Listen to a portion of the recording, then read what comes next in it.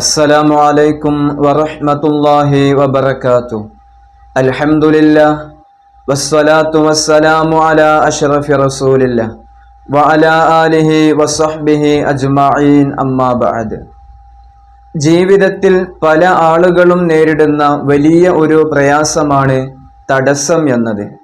നമ്മൾ എന്തൊരു നല്ല കാര്യത്തിന് ഇറങ്ങിയാലും അതിലെല്ലാം തടസ്സങ്ങൾ അനുഭവിച്ചു കൊണ്ടിരിക്കുക, തടസ്സങ്ങൾ നേരിട്ട് കൊണ്ടിരിക്കുക.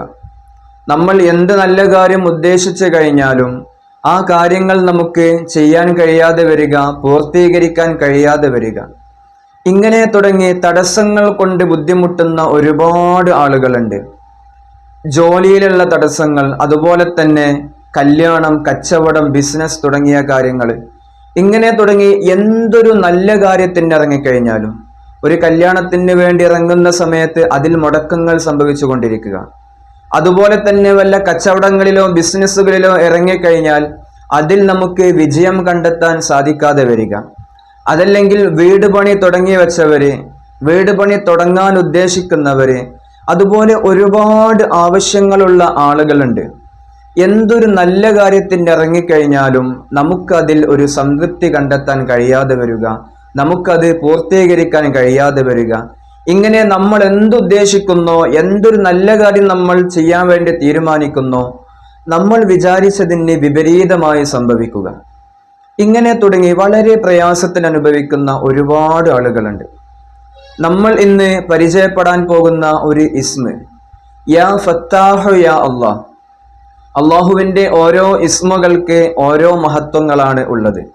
യാ ഫത്താഹു യാ അല്ലാഹ് എന്ന ഇസ്മ 99 തവണ ചൊല്ലിക്കഴിഞ്ഞാൽ, നമ്മൾ എന്തൊരു നല്ല കാര്യത്തിന് ഇറങ്ങുന്ന സമയത്തും ഏതൊരു നല്ല കാര്യത്തിലേക്ക് നമ്മൾ മുന്നിട്ട് വരുന്ന സമയത്ത്, ഇറങ്ങാൻ ഉദ്ദേശിക്കുന്ന സമയത്ത് യാ ഫത്താഹു യാ അല്ലാഹ് എന്ന ഇസ്മ 99 തവണ ചൊല്ലുക.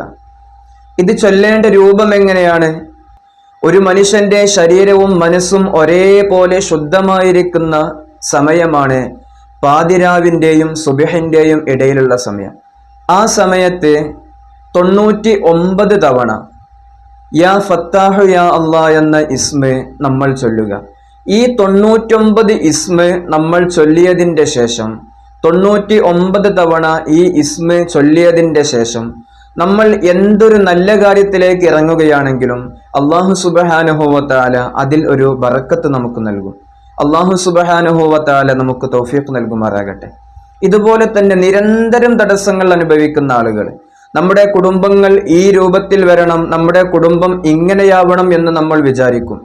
നമ്മുടെ കുടുംബം അതിന് വിപരീതമായി നമ്മൾ വിചാരിക്കാത്ത രൂപത്തിലായി പോവുക.